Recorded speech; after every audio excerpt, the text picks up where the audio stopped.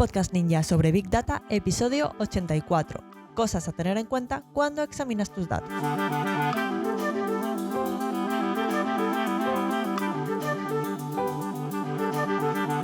Muy buenos días y bienvenidas a un nuevo episodio de un podcast ninja sobre Big Data, el podcast en el que hablamos de Machine Learning, de analítica de datos, de inteligencia artificial y de todo lo relacionado con el Big Data y el mundo de los datos.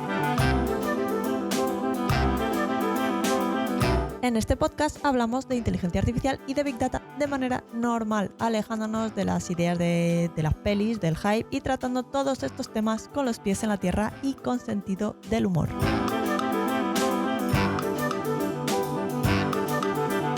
Yo soy Marta Arroyo y cada semana os cuento cositas sobre todo este mundillo de los datos al que me dedico.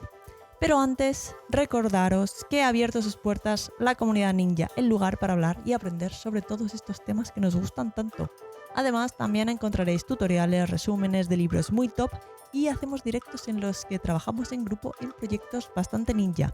De hecho, el episodio de hoy se me ha ocurrido a partir de lo que estuvimos hablando la semana pasada, en un directo de estos, los ninjas y yo. Así que ya sabéis, si os interesa apuntaros, datos.ninja/comunidad.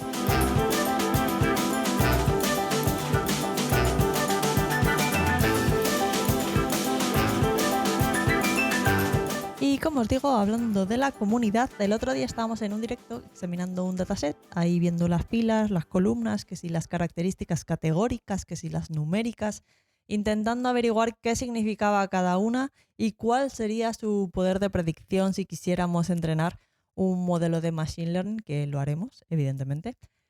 Pero bueno, estábamos ahí empezando a manejarnos con un dataset. Y bueno, pues me ocurrió hacer este episodio para resumir algunas de las cosas de las que hablamos y otras que se me olvidó comentar para que quede aquí todo resumidito y a mano. Bien, pues comenzamos cargando el dataset, todo normal, y así para calentar lo típico que se suele hacer es echarle un vistazo a la info del dataset en la que vemos el nombre de las columnas, el tipo de datos, es decir, si son números o no, y en el caso de ser números, pues si son enteros o si son floats o qué es lo que tenemos ahí entre manos. Eso ya nos dice alguna cosa que otra, nos da una idea de que si tenemos variables de punto flotante probablemente esas columnas serán numéricas, si son enteros podemos estar ante variables categóricas que pueden ser binarias o no, y si son de tipo objeto es posible que sean textos que representen categorías también. Todo esto lo hicimos en Python, o sea, yo os estoy hablando de Python todo el rato, pero evidentemente pues esto aplica al resto de lenguajes que utilicéis en vuestras casas. Nos hacemos una idea, vaya. Además, con esto podemos ver el número de valores que tiene cada columna, por si luego tenemos que empezar a pensar en manejar los valores que nos faltan.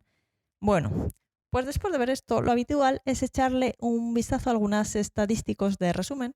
Por ejemplo, para cada columna vemos el valor promedio, el mínimo, el máximo, la mediana, el valor más común, estas cositas. Y nos vamos haciendo pues ideas sobre lo que tenemos entre manos. Pero además, después de haber visto las columnas que tenemos y un poco los tipos de datos y valores que podemos esperar de cada una, es fundamental visualizar la distribución de los datos, el histograma.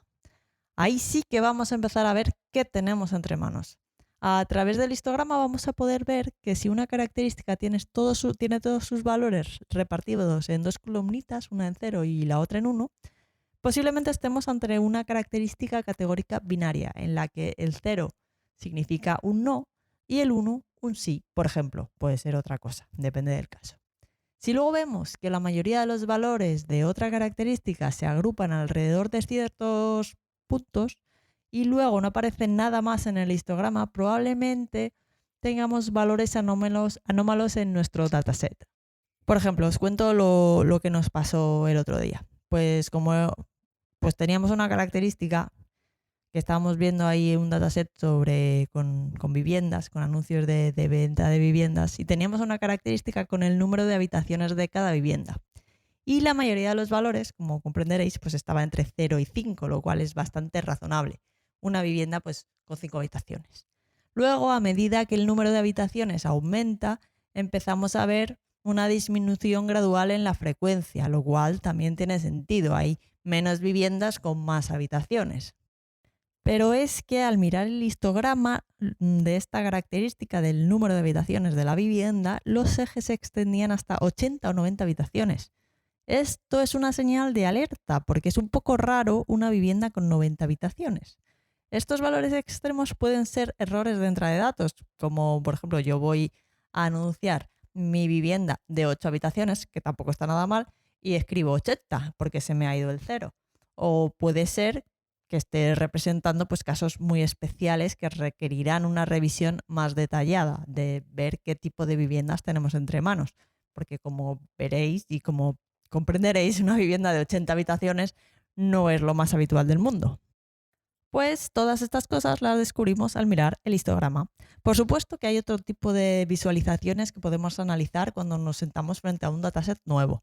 Por cada característica podemos examinar las distribuciones con boxplots, con diagramas de cajas que nos permiten identificar fácilmente los valores atípicos y la dispersión de los datos. Pero vamos, que el histograma sí o sí, para ver la distribución de los valores de nuestro dataset para cada característica, eso hay que hacerlo porque nos da muchísima información de primeras. Y luego una vez que hemos visualizado las distribuciones individuales, pues nos puede ser también bastante útil mirar las relaciones entre las variables. Aquí entran en juego pues, los gráficos de dispersión o scatterplots y las matrices de correlación. Por un lado, los gráficos de dispersión nos muestran cómo interactúan dos variables entre sí, lo cual está bastante guay para identificar patrones o relaciones lineales y no lineales. Y las matrices de correlación nos ayudan a cuantificar la fuerza y dirección de estas relaciones, permitiéndonos detectar variables que están fuertemente correladas. ¿Y esto de la correlación para qué nos sirve? Preguntaréis, tal vez. Pues cuando dos características de nuestro dataset están fuertemente correladas, significa que existe una relación lineal muy grande entre ellas, es decir, que los valores de una característica pueden predecirse razonablemente bien con los valores de la otra. Por ejemplo, esto lo vais a ver al instante. Si tenemos la superficie de una casa en metros cuadrados y tenemos otra característica con la superficie de la misma casa en pies cuadrados, pues ahí tenemos dos características que están muy correladas. Es la misma información. Ahí tenemos en nuestro dataset una redundancia innecesaria. Además, si luego vamos a usar un modelo de regresión lineal, tener esta redundancia entre varias características puede dificultar la interpretación de los coeficientes del modelo. Recordad el episodio en el que hablábamos del Marketing Mix Modeling, la regresión lineal y la interpretación de cada característica y su poder predictivo. Pero no solo eso, sino es que además puede afectar a la estabilidad de las estimaciones, de las propias predicciones del modelo. Con características redundantes, como este caso de la superficie de la casa en metros cuadrados y en pies cuadrados, vamos a tener un modelo más complejo de lo necesario que tampoco nos va a aportar nada adicional. Más no es siempre mejor. Una vez que veamos cuáles son nuestras características que están más correladas entre sí, luego tendremos que ver qué hacer con esas características tan correlacionadas. Tal vez podamos eliminar una de las dos y seguir con nuestras vidas. Ahora bien, como comentábamos el otro día en el directo de la comunidad, tenemos que tener muy claras las decisiones que vamos tomando de este tipo mientras vamos trabajando el dataset. Lo mismo va a suceder con los valores raros de los que hablaba antes, de los valores anómalos. Por ejemplo, llegamos a un punto en el que estábamos representando el precio de las viviendas de nuestro dataset en función de la ubicación para ver si veíamos algún patrón geográfico como un barrio de Madrid, porque todas estas viviendas estaban en Madrid. Entonces, pues si veíamos algún barrio donde las viviendas fueran más caras o tuviera alguna característica. Estábamos ahí explorando, como buenos exploradores de datos.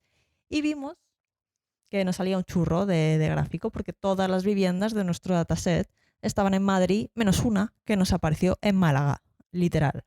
Entonces, claro, esa observación era un valor raro en nuestro dataset porque en las características como distancia al centro de la ciudad, donde todas las observaciones estaban pues, en un rango de centenas de metros hasta algunos kilómetros, de repente teníamos un valor que estaba en 400 kilómetros del centro de la ciudad.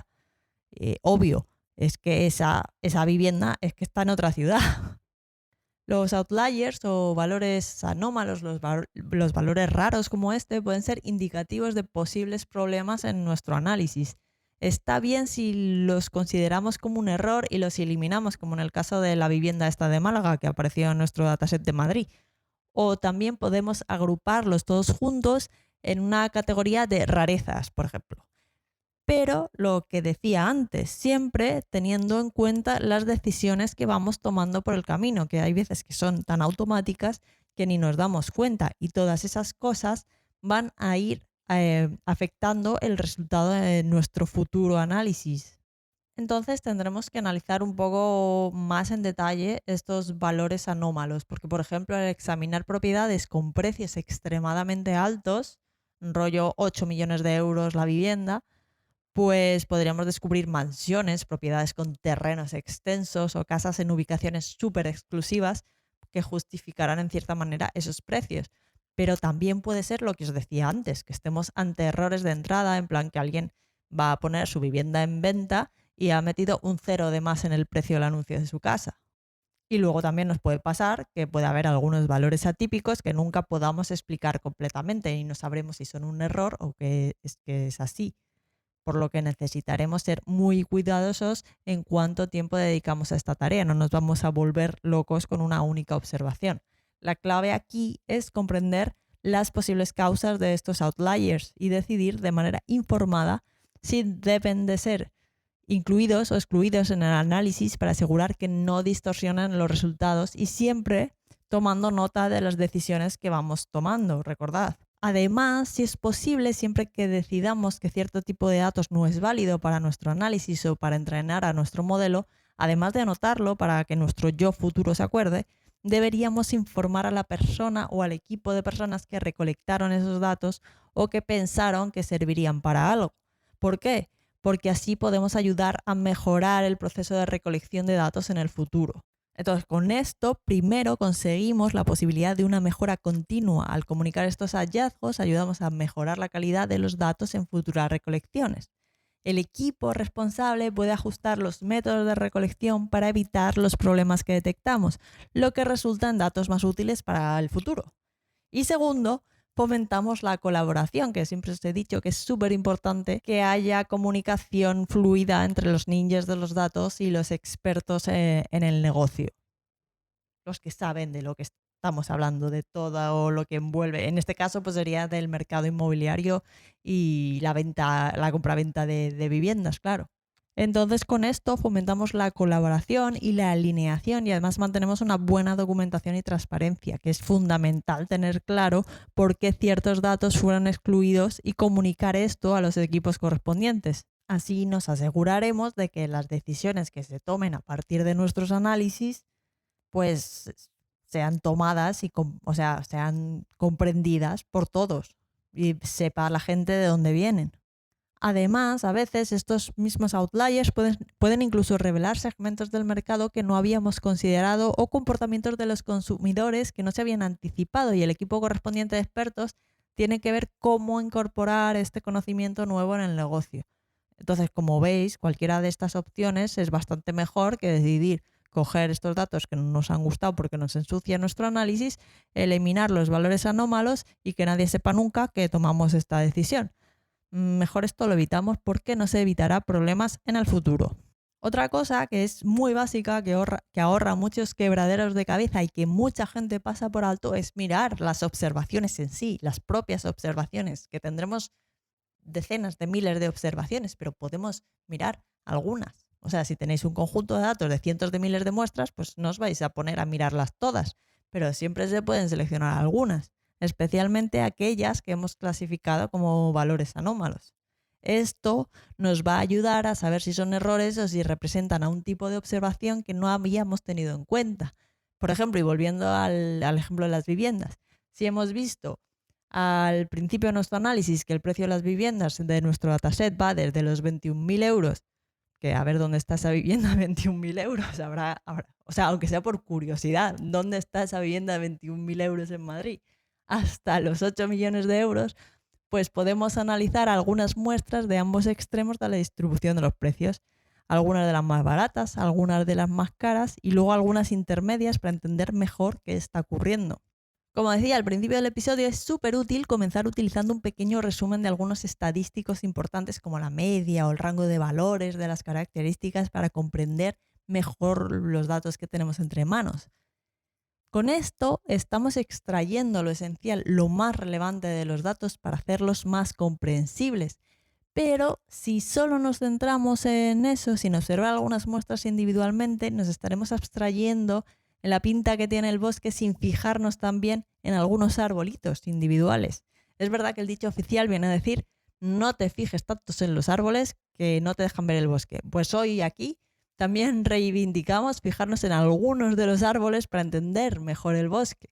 Esto nos va a ayudar a detectar errores, entender mejor nuestros datos y asegurarnos de que nuestro análisis es más fiable.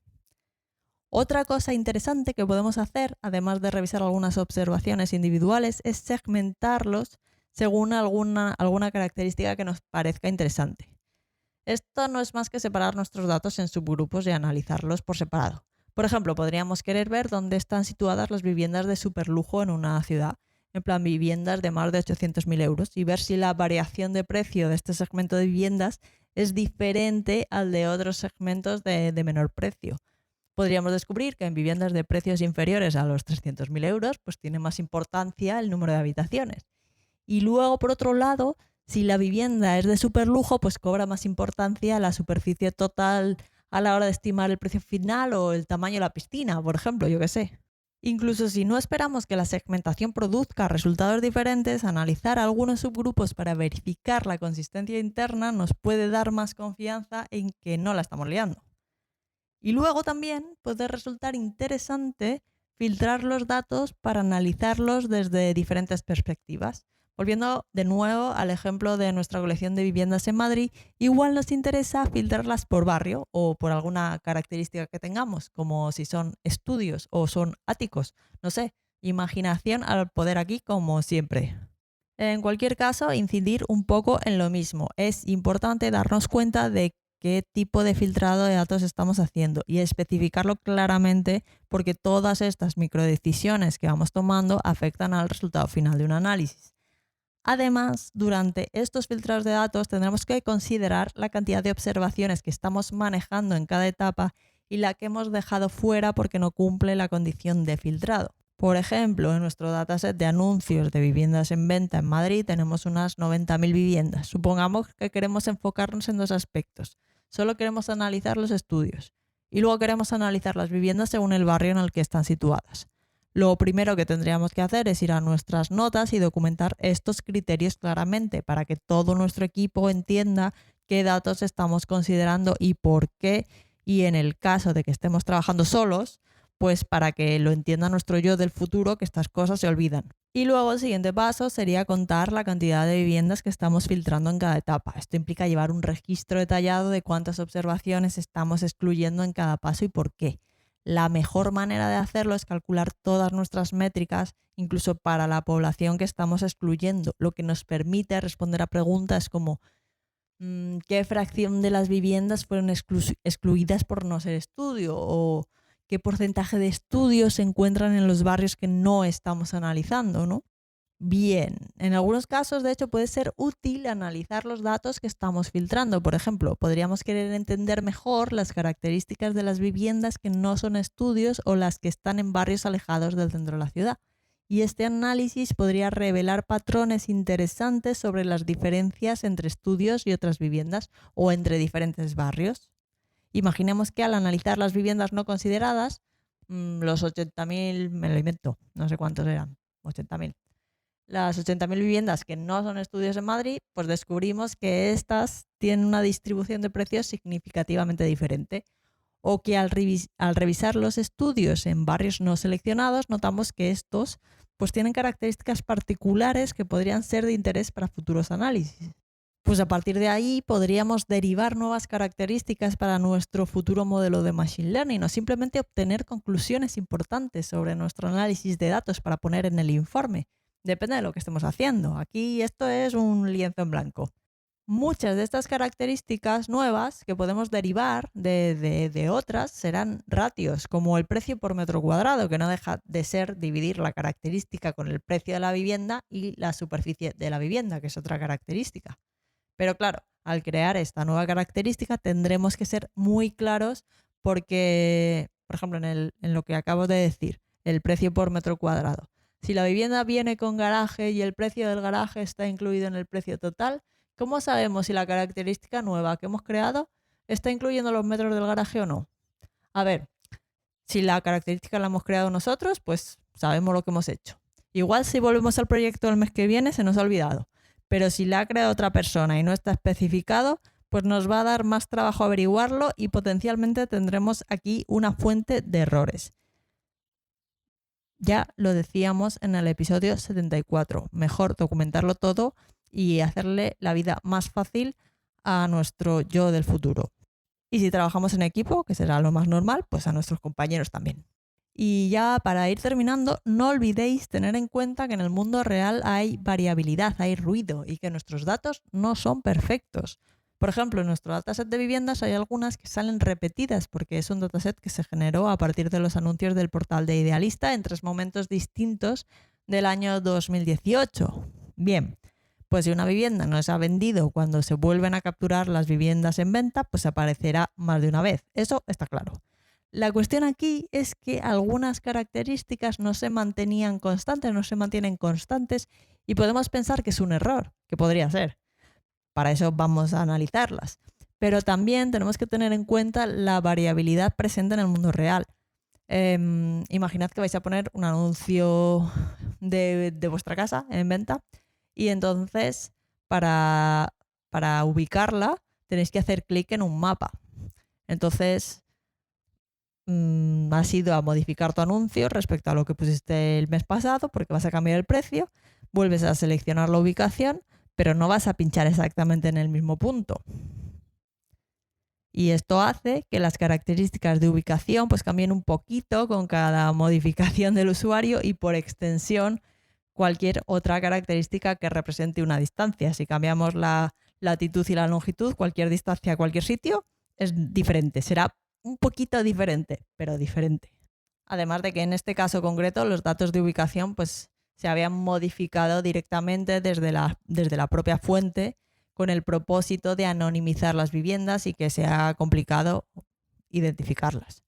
Así que tened en cuenta que ahí hay ruido y no tiene por qué ser un error, que puede que sí, pero tened en cuenta que la vida real, en el mundo real, está lleno de variabilidad por todas partes.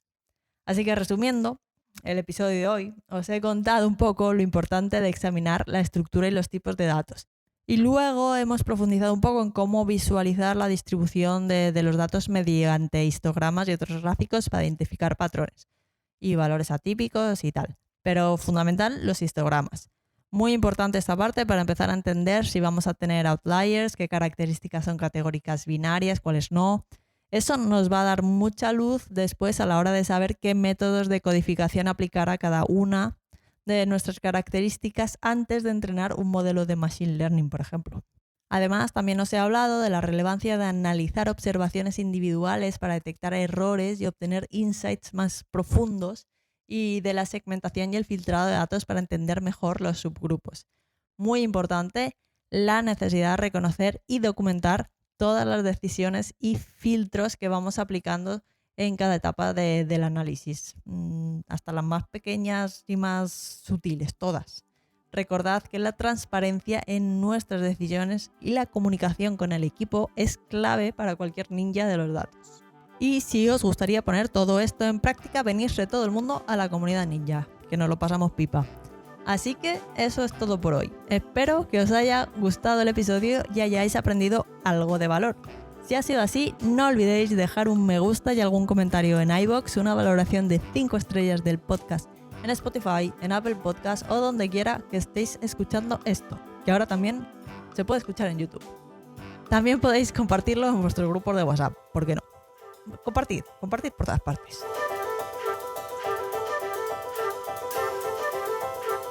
Y si os ha gustado mucho, podéis invitarme a un café a través del enlace de apoyar al podcast, como ha hecho Pablo, que ha patrocinado mi café de esta mañana. Muchas gracias. O también podéis apuntaros a la comunidad ninja, donde practicamos todas estas cosas de las que os hablo en el podcast. Como siempre, si tenéis cualquier duda o pregunta, podéis contactar conmigo a través del formulario de contacto en la web o en redes sociales. Os dejo todos los enlaces en las notas del programa. Y sobre todo, una semana más, muchas gracias por estar al otro lado y nos escuchamos en el próximo episodio de un podcast ninja sobre Big Data. Feliz semana y hasta el próximo episodio. Adiós.